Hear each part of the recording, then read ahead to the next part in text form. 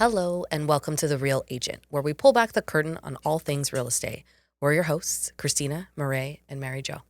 Today on the pod, we are very excited for our second crossover episode. We have the one, the only, Daniel Foch. Thank you for being on the podcast Thanks for today. having me. Yeah. I'm happy to be here. So tell our audience a little bit about yourself and why you're so special on our podcast. I also have a podcast, and it's called the Canadian Real Estate Investor Podcast. We have a monthly audience of about 70,000 listeners across Canada, and primarily focused on things that are important to people who want to invest in real estate in Canada or currently invest in real estate in Canada. And I guess it seems like we have a lot of just regular home buyers who listen as well, because most people think of their home as an investment. Yeah. I don't know, is that a good enough intro? Oh, absolutely. Okay, yeah, it kind of leads into the percentage of how many people own. I saw a statistic recently of 25% the people that own real estate. Is it Toronto or Ontario? I'm missing it now. But that 25% are investors, or they have multiple properties. Yeah, that's a tough data point.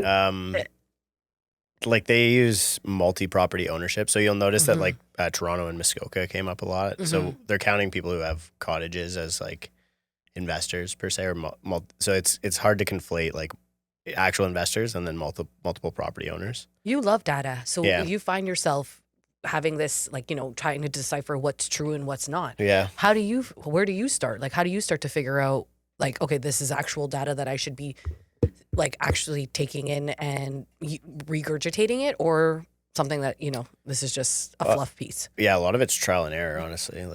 I literally just posted a video about this these international student protests, and I made a mistake and I was wrong, and I just admitted, oh, I'm wrong. Thanks for the feedback. I'll make a change to this, right? So someone told you quickly? Yeah, pretty promptly. I'm fortunate enough that I have a very kind audience. They're oh, hey, you're wrong on this one. Okay, cool. But yeah, it was just basically the international student protests in BC.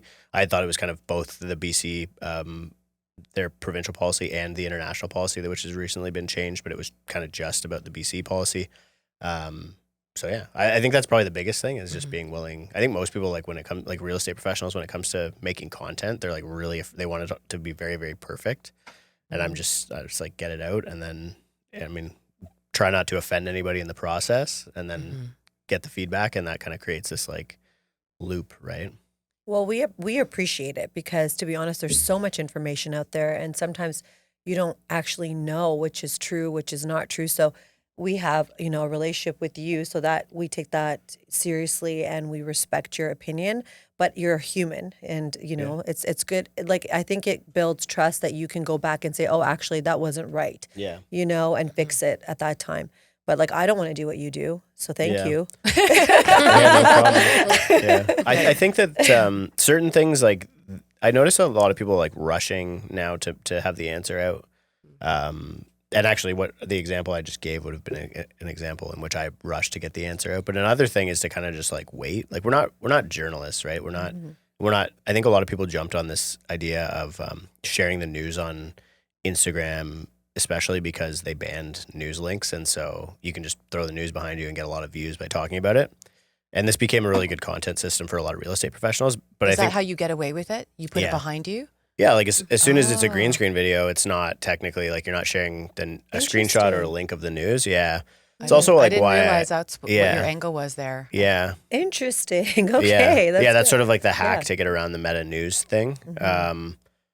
But I found a lot of people were rushing to get out. So there's a I guess a balance between being willing to be wrong, but trying just not telling a false narrative, right?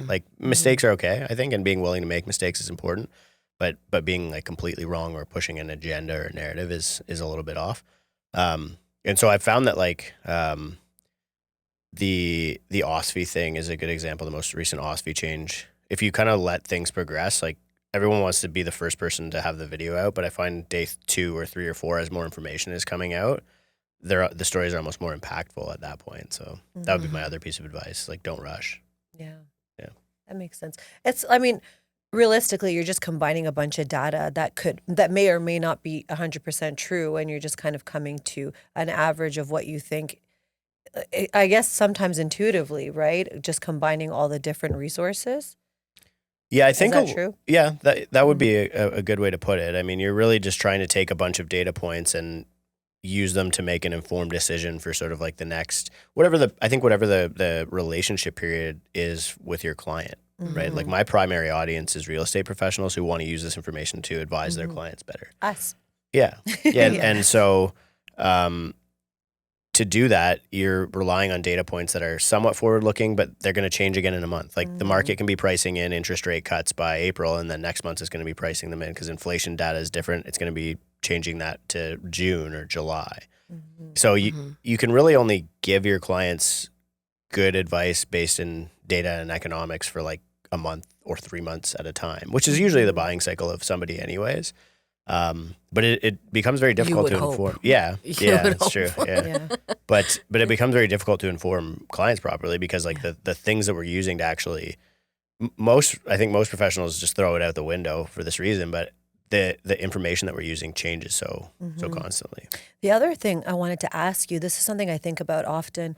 How much of this is like historic and actually based on like what's really happening or what's kind of being sort of manipulated by like but also like there seems to be a bit of an agenda, right? So sometimes you don't know what they're going to throw at you or what's going to change, and like how much of this is stuff that you've seen historically or kind of skewed or manifested by like wars and all the things that are going on in our world, like COVID and all the stuff that hasn't necessarily been natural, although it has occurred, like wars have occurred in time. But I just wonder how much of it is like based on real stuff versus like stuff that's been manipulated or like used to control, people and what's happening in the narrative. Right. So it's kind of like it's a dance. You like that one, MJ? The dance. I knew it was coming. I knew it was coming. That analogy. But it's like you kind of just rolling with whatever is being presented or like the next new rule or, new thing that's happening. Yeah. Right? Yeah. Yeah. I mean, I'm really glad I'm not a central banker at this point. I think that there are so many things that here's the challenge, right? Like a lot of those things, let's use war, like supply chain disruptions. A couple of days ago was like the 2-year anniversary of that ship getting stuck in the Panama Canal, right? Like a lot of these supply chain disruptions, even like this, the bridge that just collapsed in Baltimore, fourth largest port in the U.S., right? Like this is going to have an impact on inflation that is completely outside of the scope of control of what the central bank can actually do to fix it. Right. And so, do you think because of these things that are happening, is it like this bridge, this ship going into this bridge?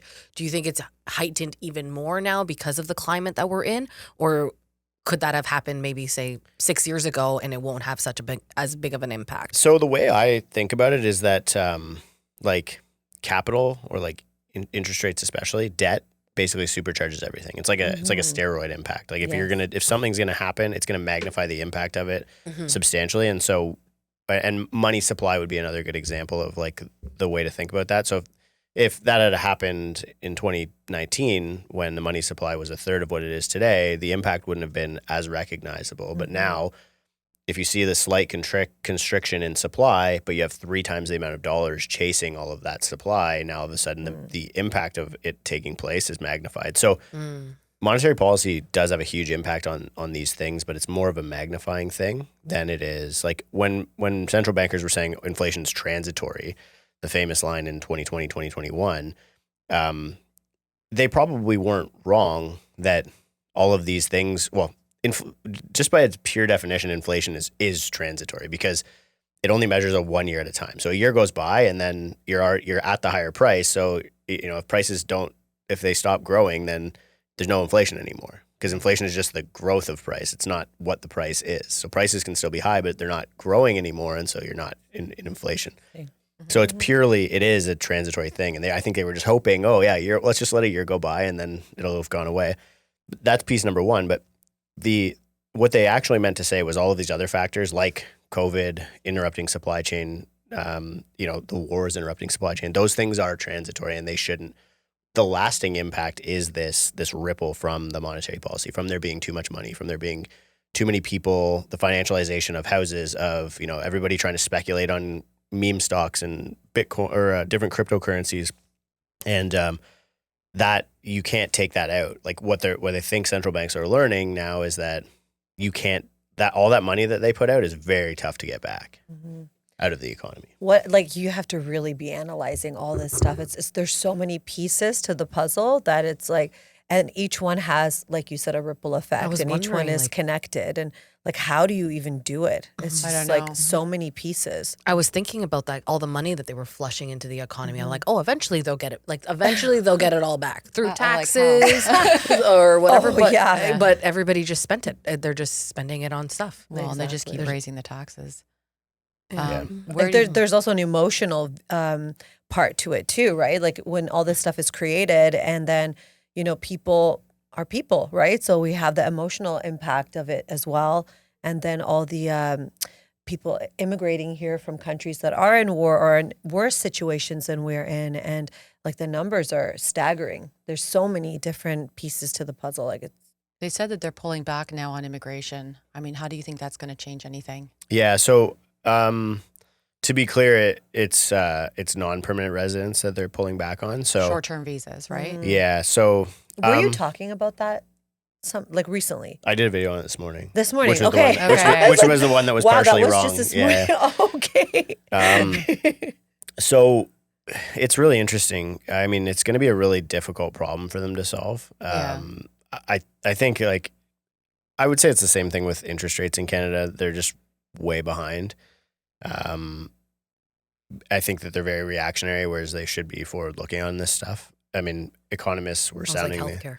Yeah, well, I think anything policy related. Like they're waiting for a data point to sound the alarm on something when by the time that alarm is sound, it's way too late for them to fix the problem. That seems to be the story of Canada. Yeah, it is right now. I mean, we don't have, and so like the space of people who get paid to be forward-looking, mostly economists, were sounding the alarm on this a year ago, right? I mean, Benjamin Tao was estimating that we had miscounted the Canadian population by 1 million people. Wow. That was over a year ago.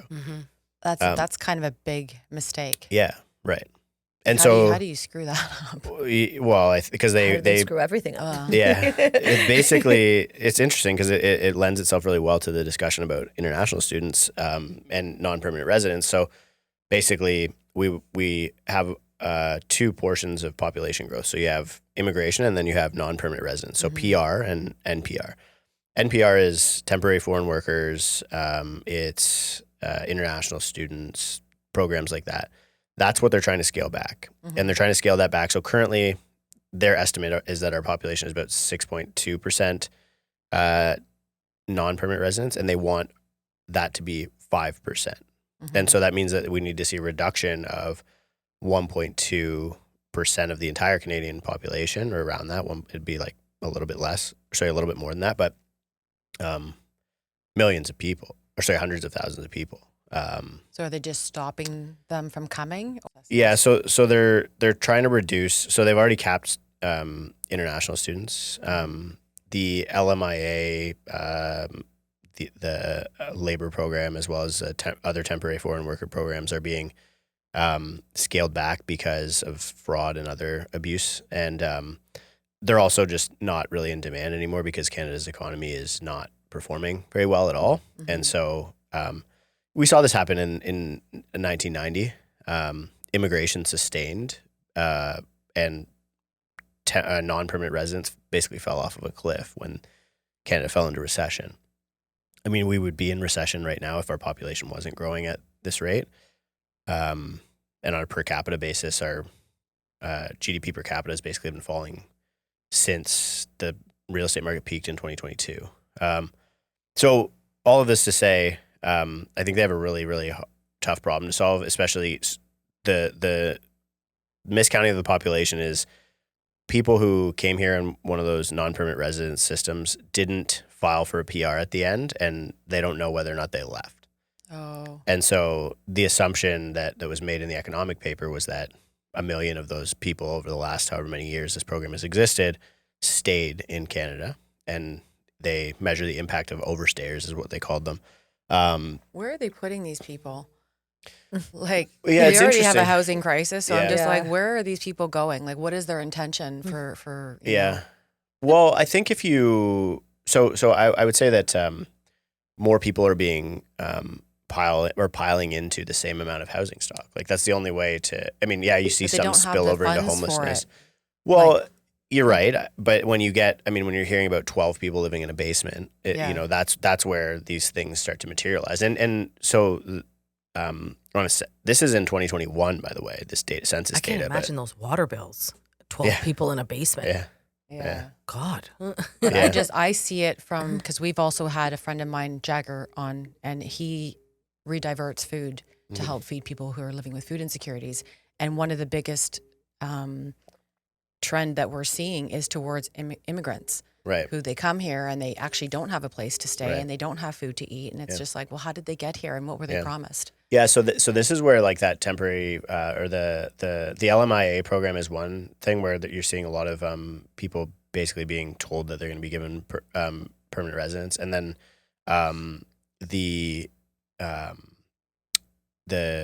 temporary or international student, same thing. Sorry, where a lot of these colleges were going to these countries and basically saying, hey, this is a path to getting permanent residency, and the students are now saying, well, we feel super ripped off because we came here for that objective, and now it's being pulled out from under us. I know that actually, I know someone personally that it happened to. My mom does homestays with students because whatever. And one of the ladies that she was living with, she thought she could get it in a permanent residency, and she could not. The school that she came with was not, like, she eventually figured that out when she got here. But she fought really hard, and then, luckily, help through her community, she was able to get it. But some people don't have that help Right. to be able to Yeah.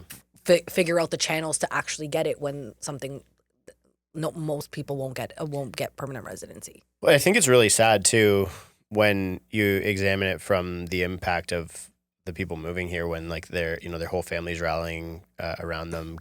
Everybody's chipping in money for them to be able to go to Canada to pursue this education that's going to help them secure a job that'll get them permanent residency, and they get none of those things out of it. Kind of and a false dream. And they end up spending like $30,000 on a degree that's worth nothing in Canada, And then they have to go back. Yeah. Oh my And God. so Yeah, and awful. Yeah. it's prevalent. Like it's really a big, Yeah. big problem. yeah, and so the government is finally cracking down on this. Which what does that mean? Yeah. Will they have people looking? Will they have like certain types of officers or whoever they call, like border security, looking for these people that are staying that are not supposed to be here? I doubt it, to be honest. Like I think just that gonna leave them alone? I think that I would be surprised. Like I think our government is in revenue generating mode right now, so you're seeing like a lot of ramping up on like the CRA or like FinTrack, stuff like that, where they can actually produce revenue from that, where there's really no revenue to be produced from chasing people around the country trying to get them out or to Understood. I would just be surprised. I think it's probably not a great allocation of resources. I think that So the other piece of this is temporary, non-permanent residents will be reduced from, it's like, it'll end up being like almost 50% reduction or more than a 50% reduction on a year-over-year basis. So our population growth last year was like 1.2 million, which is wild. It's completely inappropriate. And then now it'll end up being closer to like 400,000 for the next 3 years.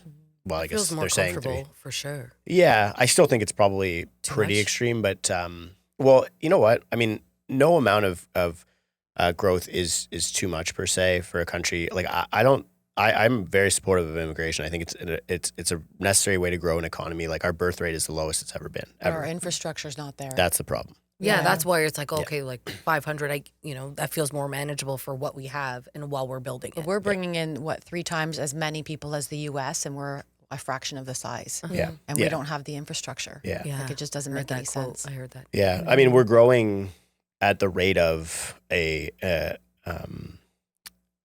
emerging market, right? So like the only two countries, if you annualize the most recent growth statistic from Statistics Canada, it would be like 3.3, or so no, it would be like 4.4%. That was, which is, it probably never actually hit that number, but let's say somewhere between 3 and 4%. The only two countries that are growing more than that are like Syria and South Sudan.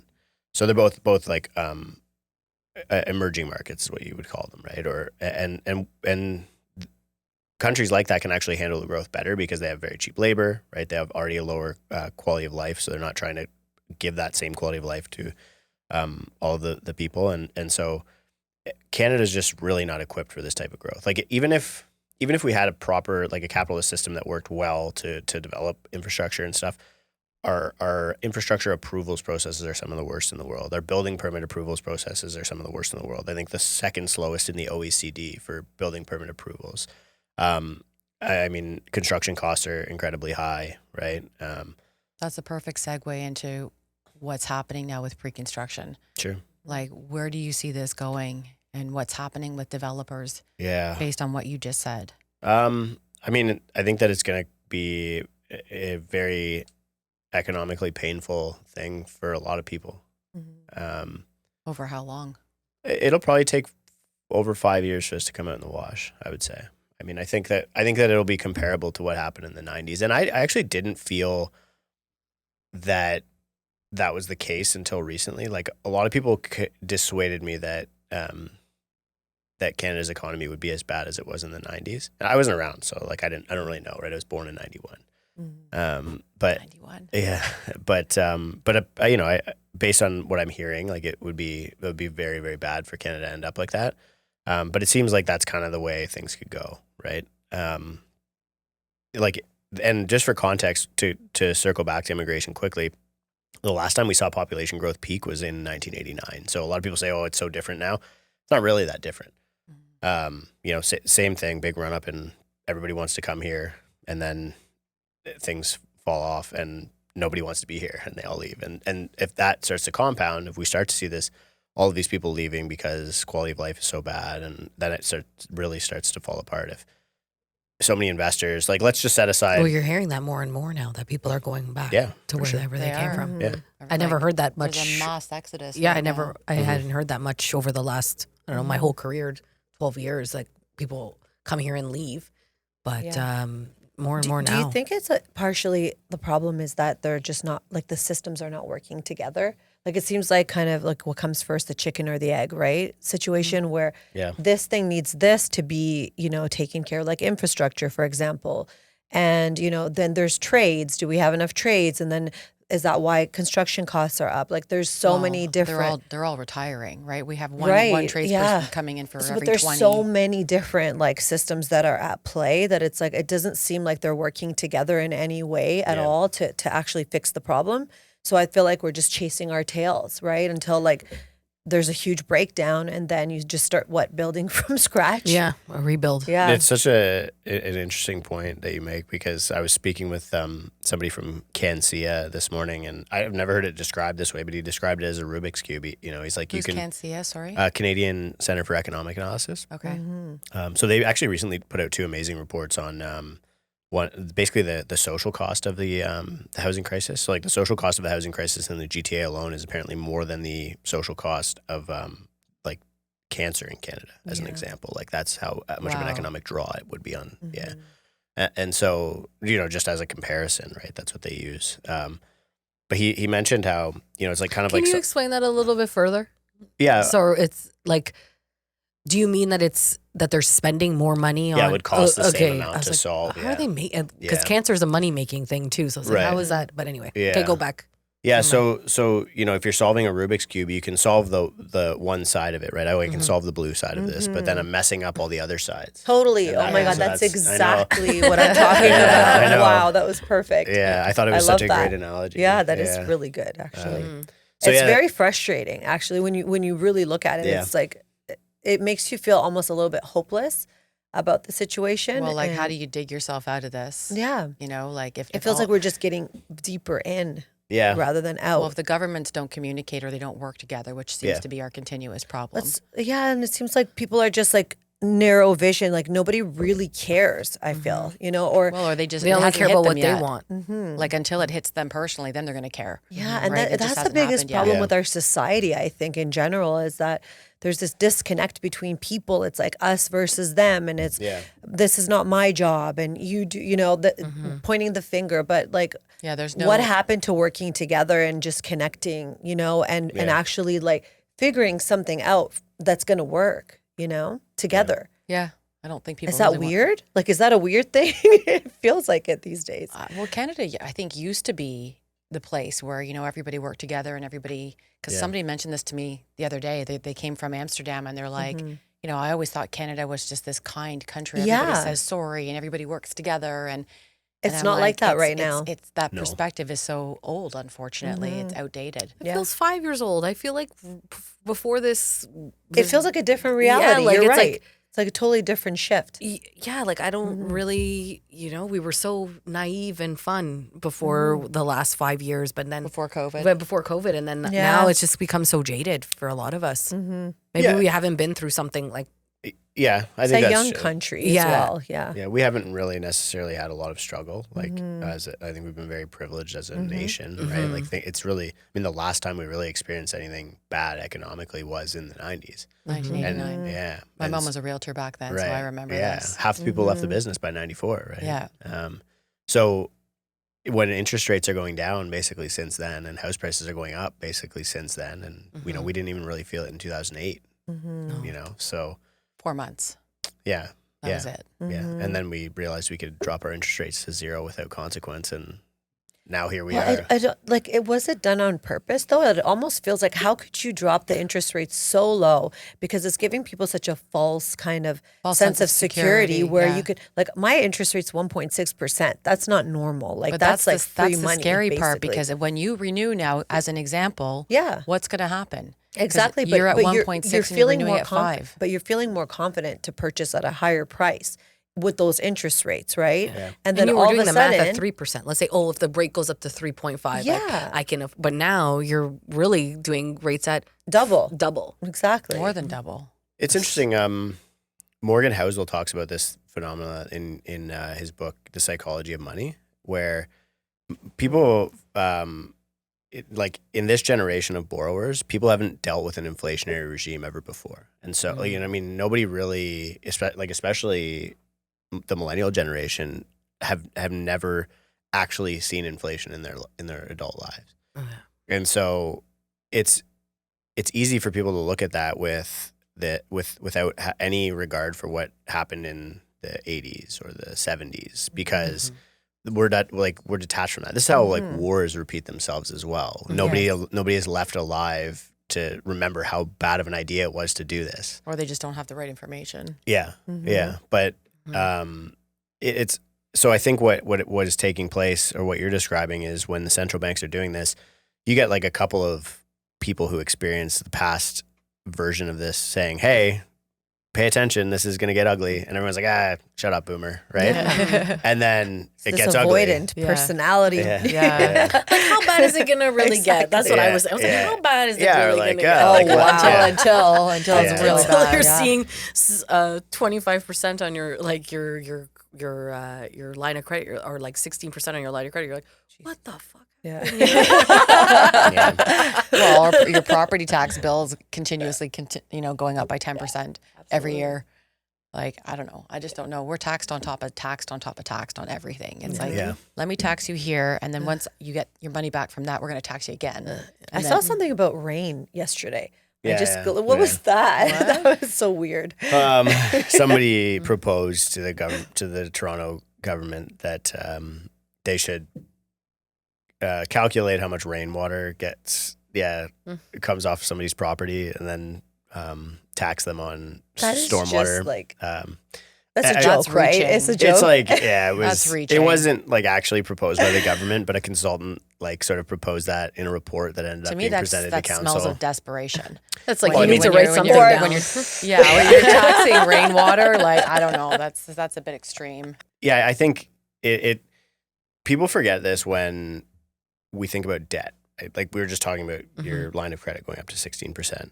Governments also are debt fueled consumers, right? And so the Canadian government, let's use them as an example. They've never spent more than they're currently spending on interest, right? And so yeah, and that in an absolute number, but also as a percentage of spending. Municipal governments are no different.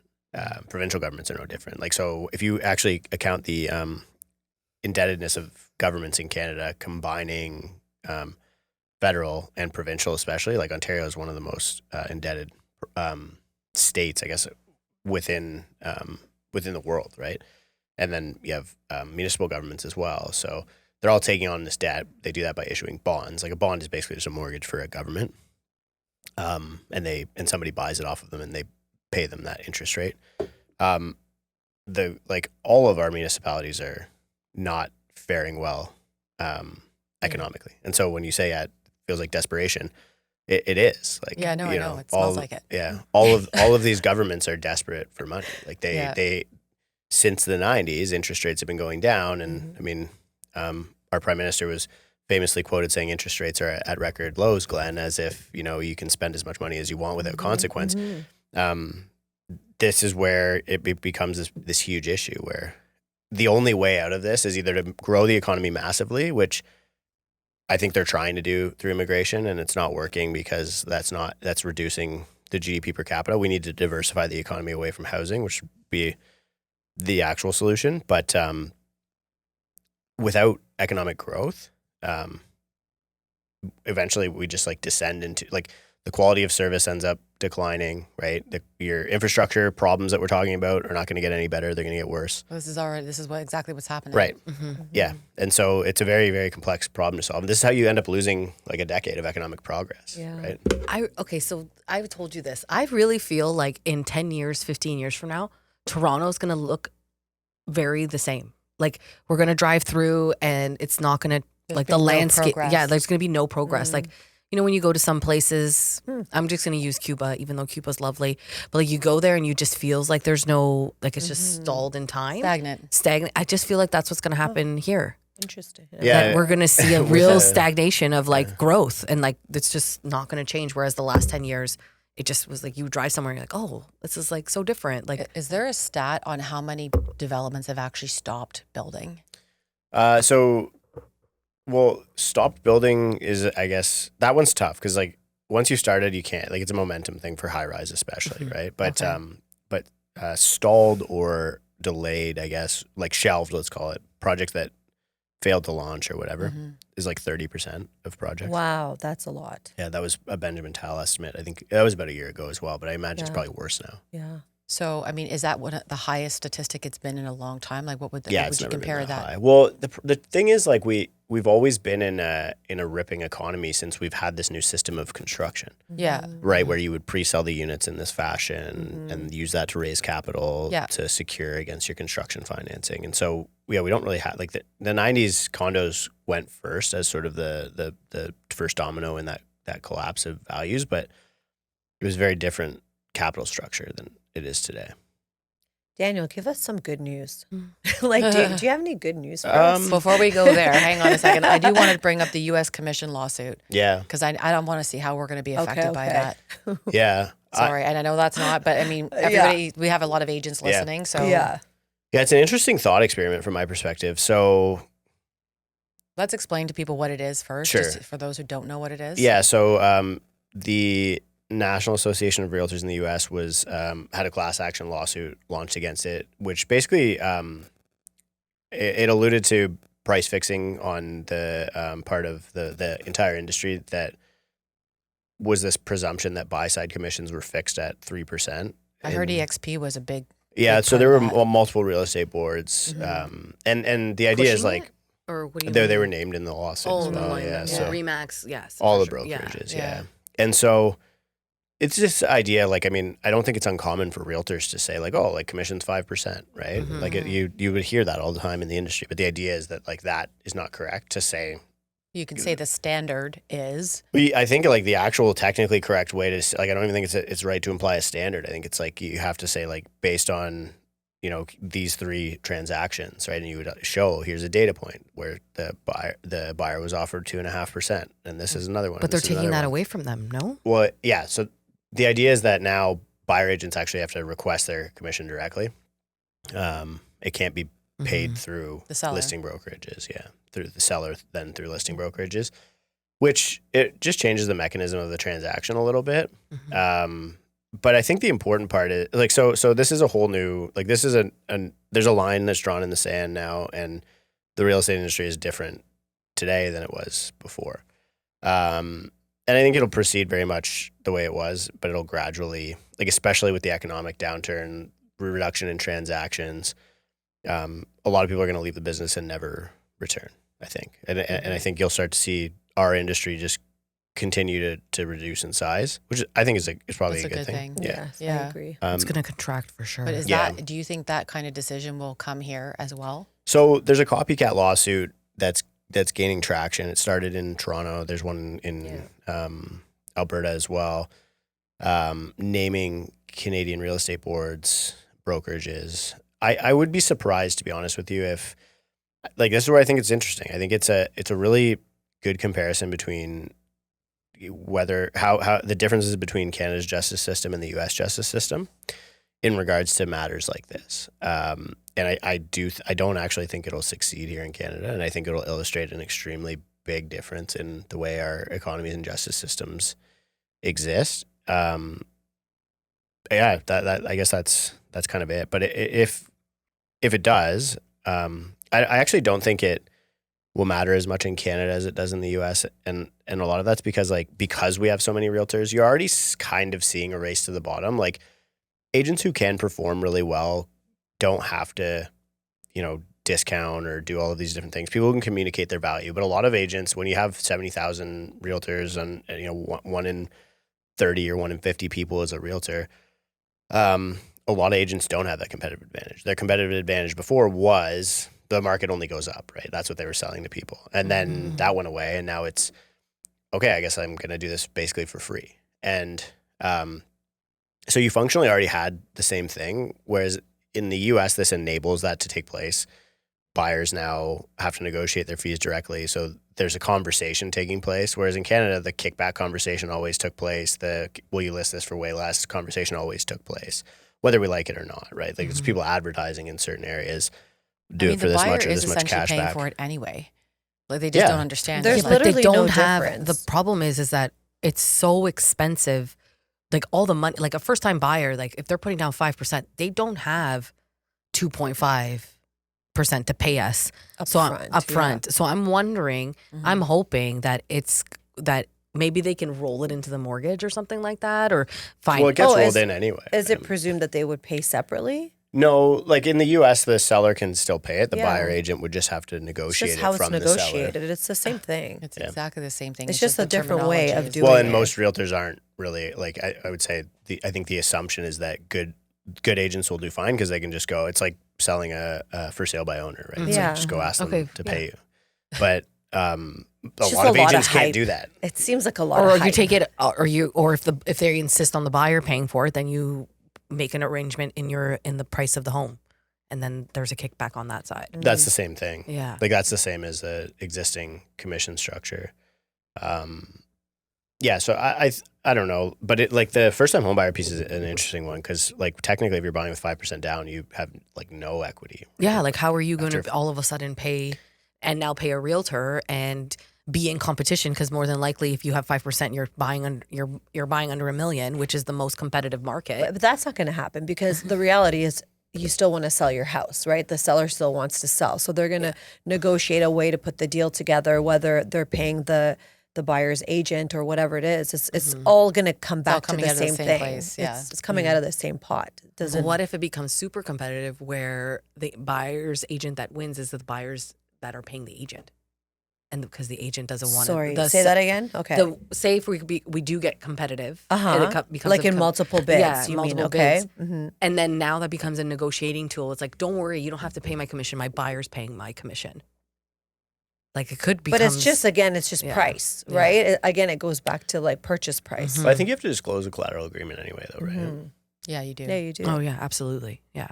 So But then the but person again, it's should like, hypothetically know. so technically the seller's just getting more money, right? But then somebody could just offer more money. Do you know what I'm saying? Like, am I missing something? Does that not make sense? Yeah, and then still pay. Yeah, you're still getting the same amount of money in the long run. I think it's just a lot of hype. Yeah. So back to the good news. Sure. Is there any? Take your attitude Is there on any it. good news? I think the good news is that the government is actually not actually going to fix a lot of the problems that they're creating, but they're pretending to make an effort, which I love that. It's so true. which is That's an oxymoron. well, it's acknowledging It's that they made acknowledging. it's Yeah. acknowledging that they made a mistake. Yeah. And the They reason have no clue how to fix it. well, it's funny, like, you know, you were mentioning before, like, oh, a lot of this stuff must have been by design, right? I think the truth is far scarier, which is that They just have no clue. yeah, like This is a bunch of bunch of yahoos running the government. yeah, Basically. yeah. Alan Moore, the guy who wrote Watchmen, you guys know Watchmen, like the TV show Yeah. and then the graphic novel. He has this quote that basically, you know, says like it's really easy to believe. People want to believe in conspiracy theories because it's comforting, right? That like There's a plan. there's this conspiracy, that all of these things happened for a reason, but the truth is way scarier, which is that nobody knows. has a clue what's going on, and the world is rudderless, is what he says, and that is frightening. Drop the mic right there. Yeah, I wish it was my Wow. quote, but yeah. So to kind of tie that back to the original thought, I think that the government acknowledging they made a mistake, especially we know how the politics are polling right now. We're obviously going to see a change in government in Canada. I'd be very surprised if that didn't take place. I always felt that like intervention and them trying, the only thing that's left that they really have messed up on the housing side is that they're now buying all of the Canada mortgage bonds off of the CMHC. And that is going to add fuel to the fire at the bottom. But beyond that, everything else, they're kind of letting it burn to the ground right now. And I've said for years, like, people are always like, why are you so negative? And I was like, because things aren't working the way that they are right now. And the only way to fix that is to let them break completely. The longer you keep adding duct tape, seriously, the longer you keep adding duct tape, the shittier your product gets, right? You're riding a bike, you keep duct taping parts back on it. Eventually, it's going to get so bad that you can't fix it. Yes. And now they've stopped, they put away the duct tape and they're like, okay, like let's actually get some tools out and try and fix this thing. So you're being a realist. Well, I just think like, look, I love Canada. Like it's very easy to interpret what I say as like anti-Canadian, like, and there's periods of time where sometimes, especially when it's weather related, I'm like, I'd much rather be in the States right now as an example. But, yes, but I really love this country and I want to see it succeed. And, I think that the only way to do that right now is let economic Darwinism take place. Like let the things that need to die. Yeah. And let it rise from the ashes, right? Like that's what has to happen. Rise of the Phoenix? Yeah. I have Phoenix tattoo. Do you? There you go. Yeah. Yeah. So you're a fan. Yeah. You understand. Oh, You get I it, understand. I love that. I like that. That's really, actually, it makes sense. It sucks. Like it has to get worse before it gets better. Really, it has to. I think you say those things and then you just keep thinking like, how much worse is it going to get? Like, how much It's not that bad yet, really. Like No, honestly, I don't think we've seen the worst yet. I think so. We went from like, and this is how market cycles and like consumer sentiment actually like is like falls off. So in 2021, everybody knew somebody who made it big in real estate, made a ton of money in real estate. Then it was like, okay, I know a bunch of people who made a bunch of money in real estate, and now I know a bunch of people who lost a bunch of money in real estate. When you get to the point where everybody knows somebody who lost a lot of money in real estate, now all of a sudden people are afraid of the asset class. It's like, let's use Bitcoin after like one of these big crashes. Like you can't find somebody to buy that off of you at the bottom. When the prevailing sentiment is fear and despair, that's where your bottom is economically. We're not even close to that yet. Yeah. Not even close. Yeah. Like it'll be palpable. You'll notice when we're at like. How long do you think we have? With impending doom. Do I need to get a part-time job? Well, here's the thing. Like, people still transact, right? Yeah, like it absolutely. doesn't. Not everybody's. People always need a place to live. Yeah. Right? Well, Like, and this is where it's nice because now, like, for a period of time, what I was saying really mattered because people cared about the economy because they wanted to know if they were going to lose money or if there was still an opportunity to make money. Now, those buyers are gone. Speculators are fully gone, right? People either buy real estate for its actual tangible investment value, which is that it pays you rent, or they buy it for what it actually is, which is shelter. Yes. Like, those are two rational buyers that you can actually work with, right?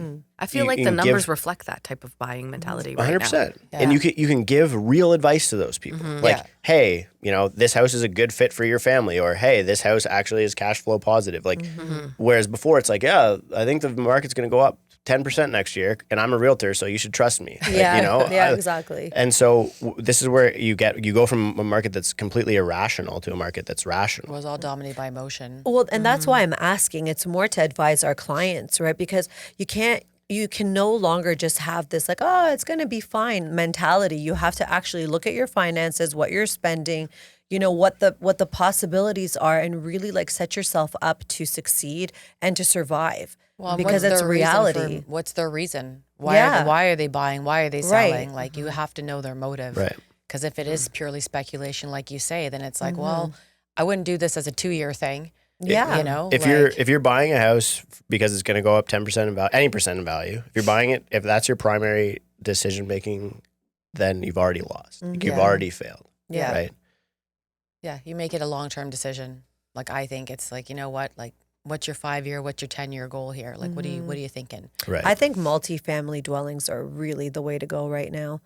You're living there and you're paying for your mortgage. They've always been a great providing, asset, though, from that perspective. But I mean, even to like the next level now, and you're providing shelter to other people. yeah. So it's just that's like why a they're trying to win-win-win. make everything dense in the city. Like, that's why they're allowing multi-unit everywhere. Yes. Yeah. For the same reason. They're just like, okay, well, now everybody can have 4 units in their house. Yeah. I have something that we didn't really touch on, but like, how do you, I don't really know if you ever talk about it, but like the landlord and tenant board, because multi-family, like we want to push that, but then we also have to talk about that. Like, if you don't put the right people in your home, Yeah. You can't get you're them out. going to be feeling it. So like, how do you feel it? How do you think that do you think that they're actually going to start making that process better, or is it always just going to be this In like favor of the tenant. this Do you like how broken we system? think you know everything? Like Yeah. you are the all. No, it's more of your opinion. Your More an opinion. opinion piece.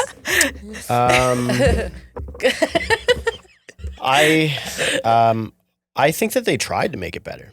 I did a video on this recently. Like, they increased the number of adjudicators and the number of hearings that they were. Has that made a difference? No, it worsened the backlog. Okay. Why? Because they don't know what they're It's a doing. great question. I honestly have no idea. I really don't know. I mean, I actually think the landlord and tenant board is pretty fair in Ontario. It's the backlog that is in favor of tenants because they're the ones who get to consume the space, right? Yeah. So like Until they you can, get a they judgment. can steal space off of you for 8 months if they want. And Yeah. I mean, eventually you can get a judgment. In a lot of cases, it's not really worth your while, and then you can do a wage garnishment, and you can actually collect all of that money that's owed to you, and Yeah, but it could take a year. it take many years. And you Like, can I- lose your I- house I- in that year. Yeah, Yeah. like So- the whole process That's is something that I'm bankrupting hearing more and people. more of, like, people just having to walk away because this tenant because they obviously needed the rental income, and now they're just so underwater that they're walking away. Well, Yeah. I think COVID really emphasized that. Well, because Like, people were told saw not to it. pay rent and stay. It's so funny you mentioned that. I took a picture. This was like before I even had really had, like, I really started doing content at the beginning of COVID because I was locked in my house and I don't know what else are you going to do. But I remember COVID was like March of 2020 and somebody spray painted on the gardener. Do you guys remember this? What? No April rent in Parkdale. No. Yeah, and I went down and I took a picture of it with the Oh my the CN gosh. Tower in the backdrop. Oh, wow. And I just remember thinking to myself, like with that photo, I was like, this is like one of those things where the world is just so different Yeah. after than it is before that. That's the beginning of it. We just got back from Vegas. Like, we literally Oh, just back then, yeah. we Yeah, we had went to a no clue conference what we were in coming back to. Vegas. I had COVID. You had COVID. I was it's I true. think one of the first people. to Super get it. spreader over here. Oh, She's- well, we were. But well, I she was thought in she the didn't same have room it. with her, and I didn't get it. We were at the MGM Grand when the Yeah. McGregor fight was going on, Journey concert and Remax conference. Like, it was insanity. Yeah. And then we literally just got back and the world shut down. Yeah. So we're like, Yeah, and I'm What's a happening? hugger. How did I not get it? I don't know. I had it for a month. I did want to ask you another question about Land Bank because I didn't really know who they were. Yeah. And I'd love you to explain who Land Bank is. Yeah, and what they do. it's a commercial mortgage brokerage that I'm a partner in, Mm-hmm. and I do mostly research work and economic work for them, as well as some advisory stuff. But it's mostly capital stack advisory. So basically, like helping developers finance projects. And yeah, like so a lot of the projects we're talking about, pre-construction stuff, we would have placed debt or equity or something in between on projects like that. Yeah, I literally just learned about this recently when we were talking about it, because you guys would help developers, as an example, who are in a financial situation. Certainly something we're trying to do right now, because that's the biggest group. It's tough. Like there's a lot of equity groups. This is one of the interesting parts about Canada is international capital, like institutional international capital, wasn't super interested in Canadian real estate for the past like 5 years.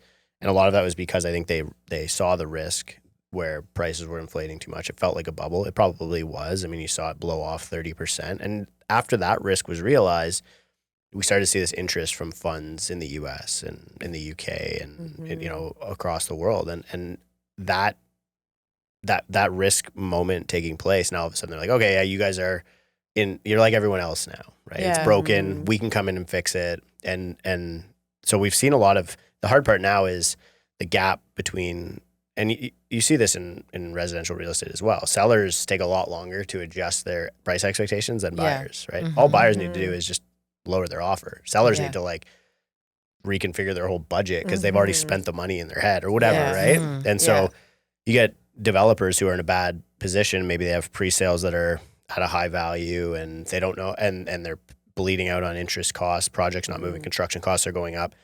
It's very hard to come in and fix that. Yeah. Right. And so in a lot of cases, these groups are just saying, okay, well, let's express some interest now. Yeah. And then we're just going to let you suffer a little bit on longer. the beach there. And then, maybe we'll come by and dump a little bit of water on, you know? And so this is where I think it's, I think we're at the beginning stages of that. We're probably in like the third inning. Yeah. The third? Yeah.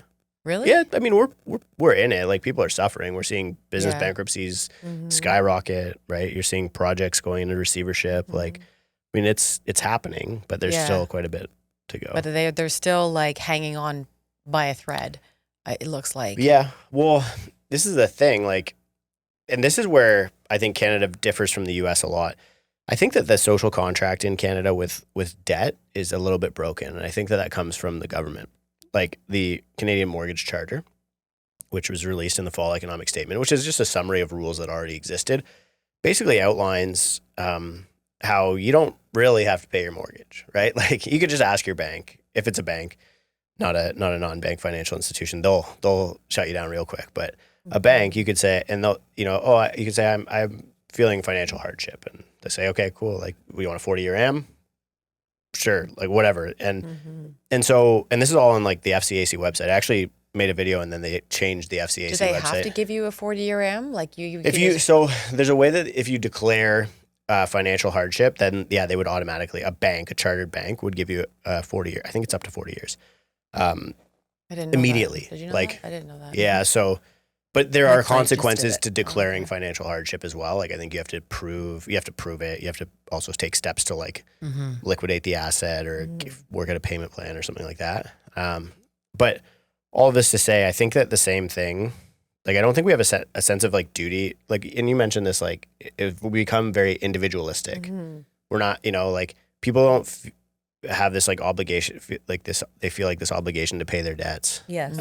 Which is that spray painted thing. Yeah. You know, it's like you're not acknowledging that this person who purchased this property that you're renting for is a human being and has a mortgage as well. Has a mortgage and has worked hard probably to get to where they are. To give you shelter. Yeah.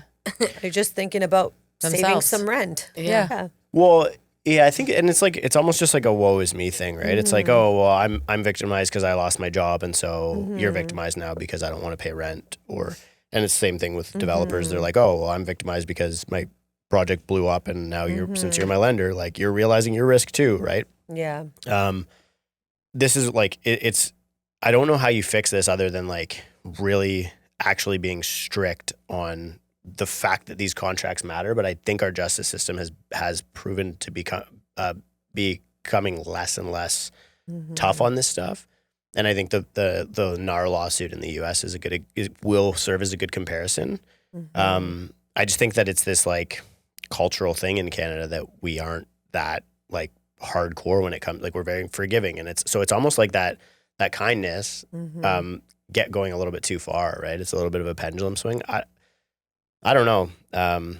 That whole thing is kind of scary to me. Like the whole social contract around like whether or not any of this stuff actually matters, and we actually have obligations and duties to one another, and you know what I mean? Like for example, if you know you're a tenant who's lost your job, or you're having financial difficulty, you could talk to the landlord and just say, look, this is what's happened, and maybe they will lower your rent or just work together to do like make a payment plan. Yeah, to make it work.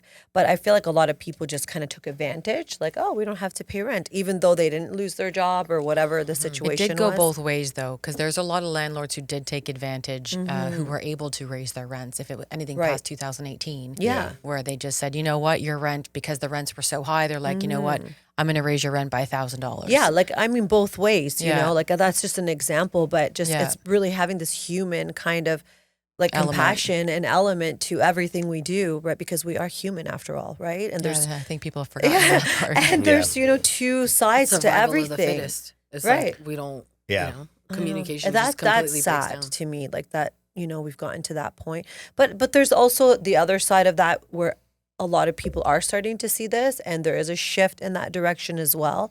But it's kind of polar opposites right now, right? Yeah. Yeah, I think like everything does become very polarized. Like it's now it's landlords versus tenants. You know, it's whatever. Like everything is just turned into this highly politicized thing, and I think like if there is one thing that I would say like that is by design, I think like that polarization is kind of by design, and a lot of it is because politicians can. Well, I mean, this is political theory. It's like wedge issues, right? So they can actually get themselves in between two groups and say, okay, I can now identify two different population groups, and I can pick which way I want to make my policies so that I can buy that group of voters, right? Yeah. Right. Oh, that's true. Yeah, I never thought about that. Well, and if Also, they like create easier to control if they're in fear, they're if there's against civil each other, they're unrest. fighting each other, so they're not noticing what might be happening. You know, Well, for how often does that sure happen? that's All these happening. policies go unnoticed because people are exactly. so mad about whatever, or they're distracted by. Exactly. It's just Well, yeah, like- they're preoccupying us with fighting each other. exactly. Yeah. And just one last question. I'm just curious. I mean, so you're very analytical and you're looking at all this data, but like, how are you in life? Are you like that in your life too? Just like a curiosity question. No, I'm not at all. Actually, No? no. No, it's a So good question. I've describe never really- yourself, like your personality. I actually am and like just too. everyday. I'm probably I could benefit from being far more analytical in my life. I Yeah. actually like maybe I just exhaust all of it like in this, but I make decisions like almost instantly. Like I think I Yeah. always make this joke that like I think that there's a difference between being good at making decisions and making good decisions. So Steph, my partner, Okay. she makes I good like that. decisions because she thinks about them, and we like and I'll like she'll think about all the options, and I'm just like I can narrow it down to two for you, or if you can narrow it down to two, I'll pick one, right? Like I don't even really care because it's like if I don't like the outcome, I'll just make another decision and fix it. So yeah, I'm actually not really analytical. that's Nobody's ever asked me interesting. that, but it's a great I was question. super curious. Like I was just wondering. My brother is like he would be very analytical in his personal life, and like I actually find that kind of annoying, right? Like Yeah. no offense to him, we're best friends, but he would know that, right? Like I find when people are like, oh, should we like should we Hyper-analytical. have like the family gathering at this house, or like what restaurant should we go to, what time, like have we thought about traffic? It's like I'm it's just kind like of debilitating. It's like you can't even make a decision. like do these things matter, right? To Yes. me, I don't know. Yeah, so yeah, it's a good question, really good question. We I'm just got to get super to know you a curious. little Yeah. better past the stats. Exactly. Thank you for being on the show today. Yeah, thanks for having This me. was It was great. awesome. We loved it, and everybody. Well, wait, where do people follow you? first? Yes. Wherever they want. I try and be on everything. He's everywhere. Yeah, just Google me. My last name's like very weird, so Daniel Foch, Foch, and I think Google's like pretty good at giving you the platform that you'll want to find me on. So Well, because you do a lot of stuff, and I know we're going overboard here, but you're on Bloomberg. I've seen you on CNN. yeah, I've been in the news quite a bit. Yeah, I don't know. Yeah. I guess they like me for some reason. I just try and be like really clear and concise. So yeah, I've been in, I think, because most you give publications. you give answers. You know, a Yeah. lot of people who do what you do just kind of skirt around things, and you're just like, and not you're- afraid to be yeah, negative. you're not afraid to just say it, which is It's Yeah. not negative, but at refreshing. least like just I call it learned as that it in the real is. estate Real. business, honestly. Like setting proper expectations for people is the most important thing in the Absolutely. world. Like you can tell them everything's gonna be sunshine and rainbows, but like if it's Yes. not, then you're just a liar at the end of the day. You either like tell them the truth today, I or love you that. know what I mean? Yeah. Like Yeah. really, what's You don't have rose-colored glasses. yeah? Don't prolong the inevitable. Really, exactly. like, a lot of people have a hard time with that. I think, right? Not They me. don't want to be No, disliked. I think we prefer There's a really good honesty. book actually about this called "The Courage to Be Disliked." Yeah. Ooh. It's a good book. I got that from I was listening to a podcast. I think it was Tim Ferriss and Toby Lutke, the guy from Shopify, Canadian. Yeah, you recommended like the book. that. Great That's book. really Courage to cool. be disliked. Yeah, okay. very cool That's book. gonna I'm be gonna read downloaded. Because I just hate find, being you know, like, disliked. I know we are going over, sorry, but I like Right. for me personally, I'm very direct and I say things pretty, I mean, did you guys notice? But, people still like me. Yeah. I think it's because they know that my intentions are good, right? And Well, I if, think ultimately when somebody wants to know the truth, they're going to come to you. Yeah. If they want to be lied to, they'll go to somebody else. exactly. Don't I also It's think also that, the delivery too. Yeah. It's like if you're giving negative news, it could be delivered the way you deliver it. Also, I've worked on that. Yeah. I think people's judgment towards you is more a reflection of them than you. Absolutely. right? I agree. And I think a lot of people miss that. Like everybody really wants to get like have the favor of other people, but like Yeah. that's their business. Like I really only care if like 2 people like me, right? That's like my kids. Like, Yay. Yes. And your partner. Yeah, I mean that would help. If she liked me. That just helps Yeah. for sure. Let's help. Well, yeah, I mean, yeah, but that's one of those things you just got to work on, right? Like, Yeah. yeah, That is constant work for sure. I think relationships in general, people don't realize like it's not Yeah. magic. It's, you know, you have to actually make the effort. and the people who like you actually care that like you can use that as a good radar whether or not you're a shitty person. I right? ask Like, people, am I honestly. being an asshole? Like I'll Yeah. send her a text message, be like, is this too much? And she I- usually says yes. Yeah. But that's good. Like at least you give people the opportunity, like, and to now you're like approachable on this Yeah. issue, right? Yeah. Because it is hard to tell somebody that they're being an asshole. Anybody could tell me, like I'm okay with it. Or is that you telling everybody right now? Like, hey, if Yeah. you think yeah, I'm being like an asshole, if you just tell me. just tell me. It's okay. I'm Just all leave a right with it. review. Just make sure it's a 5-star review. And you It's a can call 5-star, me. You get an opportunity to call someone an asshole. Today. Yeah. Okay. That's funny. 5-star asshole. The 5-star oh, I like this. This is a thing. 5-star asshole. I don't think we want that on our. No. We're just kidding. All right. So yeah, the Real Canadian Investor podcast. Canadian real estate investor. Sorry, podcast. I knew I was going to screw that up. I think if they searched what you just described, it would probably show up. I'll Yeah, probably sure. show up. Yeah. And you're over 300 episodes. How many I episodes? don't even know. We do bi-weekly, so yeah, we'd probably be. No, we're in like the 180s. Yeah, because we've only been doing it for like 8 years. Where did I see 300? I read that. I didn't have my glasses on. So Yeah, I Oh don't my know. God, I love you so much. Yeah, it's all good. Amazing. I don't. Yeah, we bi-weekly though, like Tuesdays and Fridays, and just talk about real estate. That's it. awesome. Yeah. Thank you Yay. so much Thank for, you. Thanks, Daniel. Yeah, for my being pleasure. on. I Don't appreciate forget it. to like, subscribe, and follow. See you guys next week.